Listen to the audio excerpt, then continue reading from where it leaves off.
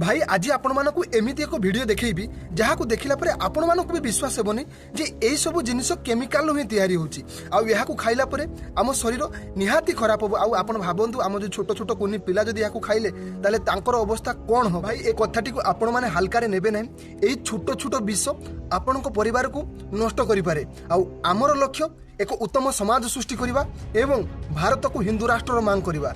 आउ देखंतु एमाने केमिति ग्रीन मटर को तैयारी करूछंती आउ सेथिरे केमिति विष बुला जाउ। किंतु एई सब खाइला परे आपण मानको पिलार अवस्था कोन होबो।